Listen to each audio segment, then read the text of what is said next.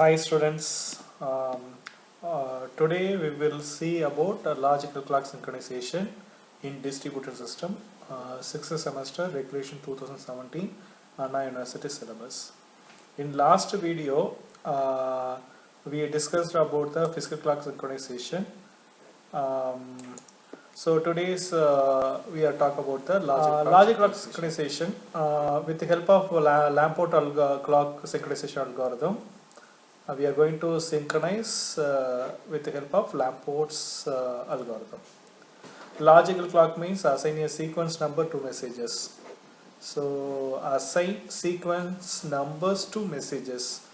So what are the events will be occur? We are giving the sequence number for all the events. All corresponding process can agree on order of events. In physical clock time of day. In physical clock, the local time, each and every system have a own set of clock is there. With the help of clock, we are going to perform. But in logical clock, with the help of messages only, we are going to perform anything. Assume no critical time source. Each system maintains its own local clock. No total order of events. No concept of happened when. No concept of happened. In logical clock, we are talk about happened before. Happened before means when it will be occur. Lamport's happened before notation. For example, A determines B means event A happened before event B. Example, A want to send a message being sent. Okay, in receiver side, message received. Okay, so here transitive closure is applicable in logical clock if A determines B and B determines C, finally A determines C. Okay, that one is logical clock and concurrency. Assign clock value to each event. Assign clock value to each event. For example, if A determines B in the sense the clock A time should be less than clock B time. The sender time less than receiver time. For example, the sender want to send a message at 10 o'clock should be less than receiver side time should be more than 10 o'clock. It may be 10 o'clock 1 minute, 10 o'clock 2 minutes. It should be more than that. That is called as a thing. Okay. Since time cannot be run backwards, yes, obviously, if the person want to send a message 10 o'clock, the receiver side may not be received at before 10 o'clock. If they are receiving like that, the actual sender is not a sender message. That is the meaning for that. If A and B occur on different process that do not exchange messages, then neither A determines B nor B determines A are true. These events are concurrent. So when you say concurrent in the sense A determines B nor B determines A are true.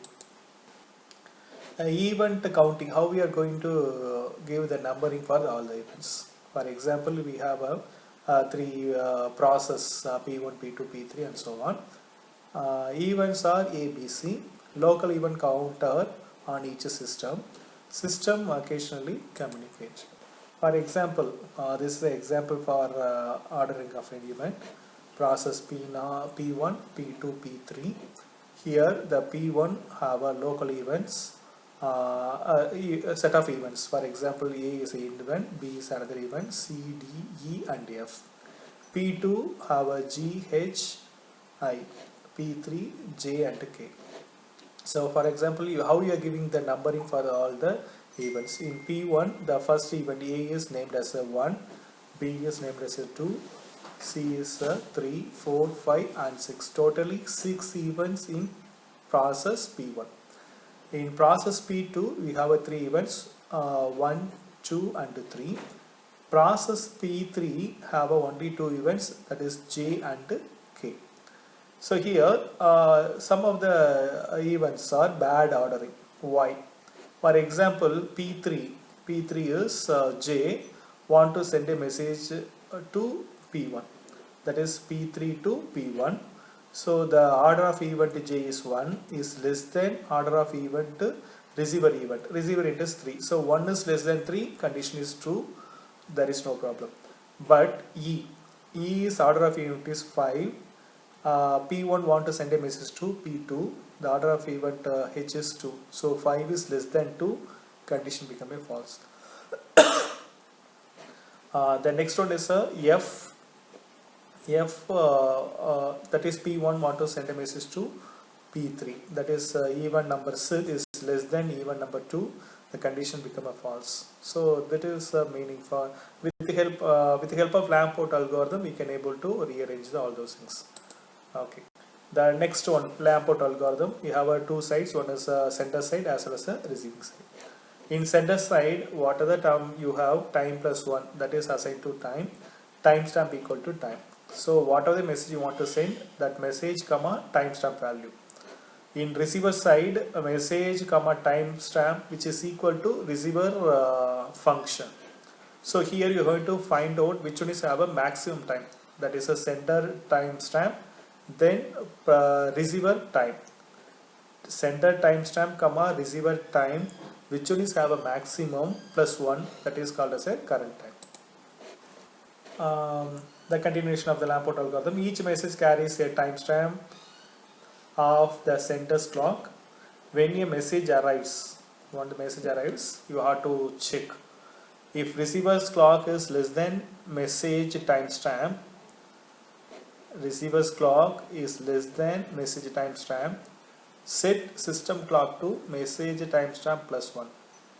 Message timestamp value plus 1. Otherwise, the condition become false. We are do nothing. Okay.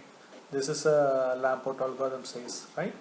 Clock must be advanced between any two events in the same process. Algorithm allows us to maintain time ordering among the related events.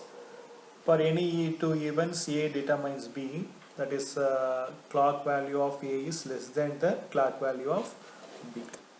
Then causality is in the sense if A determines B, then event A can affect event B. If you say causality in the sense A determines B, then event A can affect the event B. Concurrency means if neither A determines B nor B determines A, then one event cannot affect the other event. That is called as a concurrency. Partial ordering in the sense causal events are sequenced. In partial ordering, causal events are sequenced.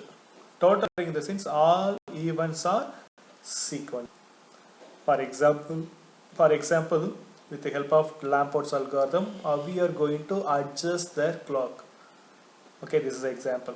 P1 process consists of events are there.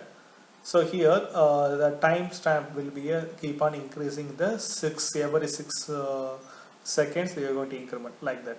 This is only example. Let us assume that process P1 start with the clock time is 0, 6, 12, 18, 24. So keep on they are going to increase. Then process P2 starts at 0, the next event timer will be 8, 16, 24, 32 and so on. Every 8 seconds they are going to increment. P3, process P3 have a value is starting with a 0, they keep on going increment in the 10, every 10 seconds they are going to increment. Okay. So for example here P1 wants to transfer the message, you want to send the message to P2. So starting time is 6, the receiver side time is 60. What Lamport algorithm says, time of A less than time of B. Here time of A is nothing but 6, time of B time is 16. So 6 is less than 16, condition become true, there is no issue. Next, P2 want to send a message to P3. Here the starting time of P2 is 24. The message 2 is sent to the P3. The receiver side P3 receive the message at 40 second. Let us assume. Okay, so here the sender time is 24 is less than receiver time is 40. So 24 less than 40, condition true. There is no problem at all. The next example is P3 want to send a message to P2. Message 3 actually it is from the P3 to P2. So the sender time is 60, the receiver time is 56. So what is our condition? Sender time less than receiver time, that is a condition. So here the sender time is 60 is less than 56, condition false. Alright, so 60 second they want to send, the receiver side is 56, already told to you it will not go back. Okay, so what is the solution for that one? For another example is M4 that is a process P2 want to send a message to P1 message 4. The starting time is 64, the receiver time is 54. So 64 less than 54, condition become a false. So what is the solution? The solution is the P2 want to adjust its clock. For example, the sender want to send a time is 60. So already told to you timestamp value plus 1. Timestamp value is 60, 60 plus 1, 61. So the receiver side, whatever the value they have, here we are going to change. What we are going to change? The previous whatever value you have to simply increment the timestamp value plus 1. Timestamp value is 60, 60 plus 1, 61. The next value you have to increment. So what is the difference between these two? All the things is 8. So 61 plus 8, 69. 69 plus 8, 77. 77 plus 8, 85 and so on. So already I told you. So here also you have to adjust. The P1 want to adjust its clock. The sender time is 69. So timestamp value plus 1, 69 plus 1, 70. So the P1 process you have to change in the sense 70. So here the difference is 6. So 70 plus 6, 76 and so on. So what is our condition? Lamport algorithm says 69 process P2 sender time is 69 is less than 70. This condition is true. That's it.